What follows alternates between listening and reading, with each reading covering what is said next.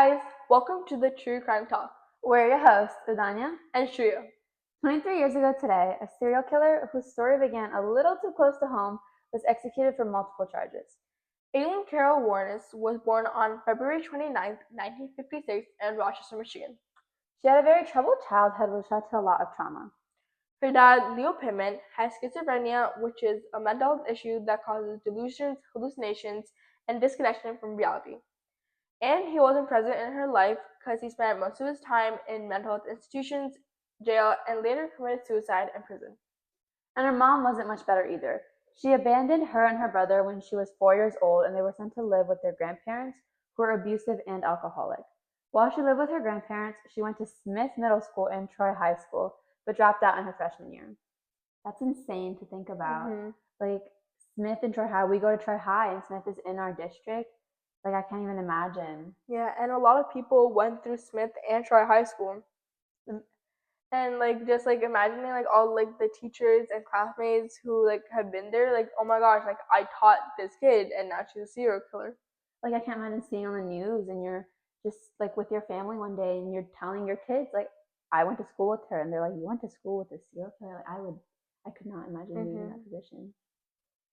Continuing on, her dropout was linked to the fact that she got pregnant allegedly by rape and was sent to a Detroit home for unwed mothers, and later gave birth there to her only son, who was given up for adoption immediately.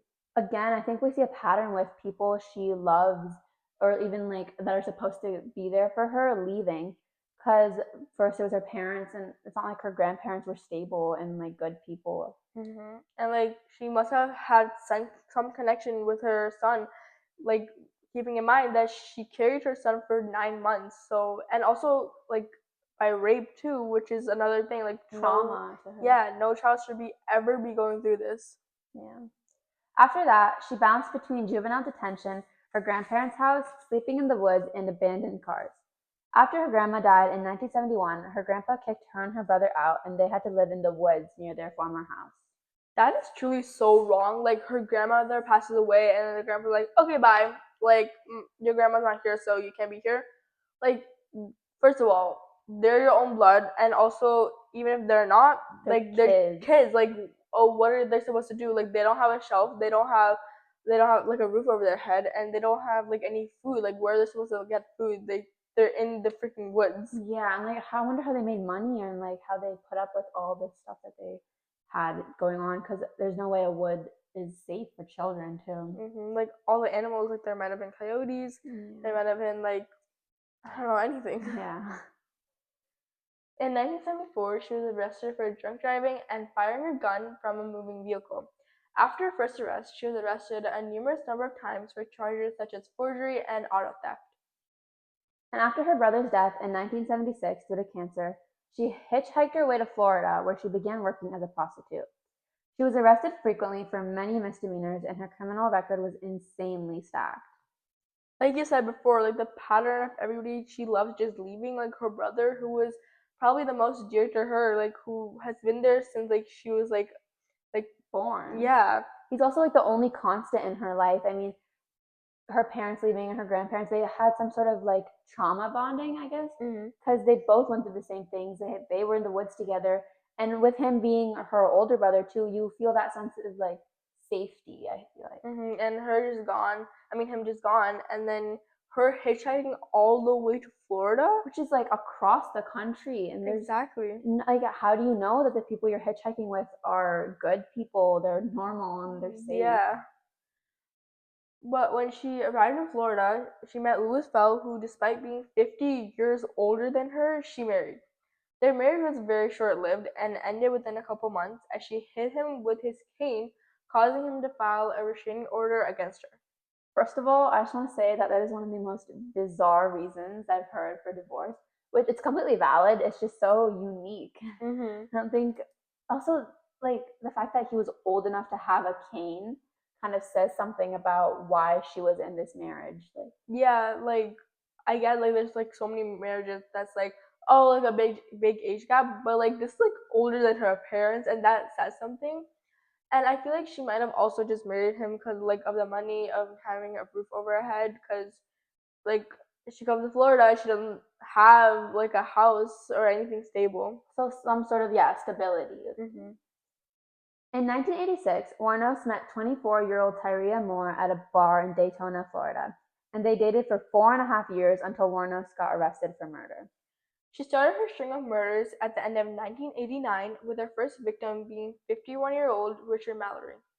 He was known to have hired her for prostitution, and he was last seen on November 30th of 1989. On December 13th, 1989, Mallory's body was located in an illegal dumping site in the woods. After Mallory's death, 5 more middle-aged men were found dead in the following months. Each time she killed, she took possessions from the victims and brought them home. She would take cars and other pawnable items, which caused Moore, her girlfriend, to be suspicious. That's saying that it took them so long to find his body, and it just shows how like strategically planned this was, and the fact that she took possessions of each of her victims is truly like creepy and crazy to me. I can't imagine being in her girlfriend's place too. Like she's coming home with all these like things that you guys can't afford, but like how do you bring it up and how do you like you just like think that she's gonna be a murderer? Yeah, like oh my gosh, I live with a murderer. Like what if I'm next? Like what if one day Fear. yeah, what if one day we're sleeping and like she just kills me? Like you never know what would happen. Yeah. In July 1990, the authorities finally had a lead when she was spotted leaving the car of one of her victims named Peter Seams.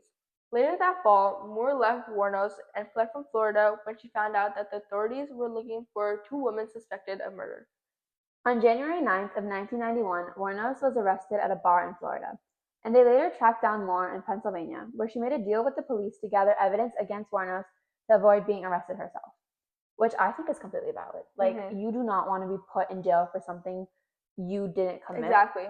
Also, it's not only like I feel like she also maybe also did it because she wanted to help the families. Like, it's not only people that she has killed. Like, it's people that she like the victims that have loved them. Like, they have also probably died a little bit. Yeah. And I think it's such a good thing that she did that. And regardless of the criminal that Moore might have been, like she wasn't a murderer. And Yeah. that's not like I think she knew that what Wuornos was doing wasn't correct. And yeah, she like crossed the limit by a lot. Yeah. Yeah. And initially, she claimed that all the murders she committed were for self-defense, but later she claimed, and this is word to word, I am point blank guilty. I killed them in cold blood. I know what I'm doing. Later, on January 16th, 1991, she admitted to killing Richard Mallory over the phone with Tyria Moore. However, after many trials, she was finally found guilty a year later.